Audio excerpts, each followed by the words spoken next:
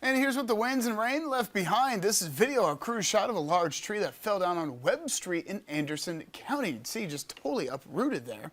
That tree blocked off the road there for quite a while. No word yet on if the storms knocked down this tree, presumably so with the high wind that we had, or exactly how much more damage it got. But you can see all those wires tangled there right in those branches. That's a large tree, and that wasn't the only one we saw down today. This is on Alice Street in Greenville. Tree fell on some power lines and a car there in that yard.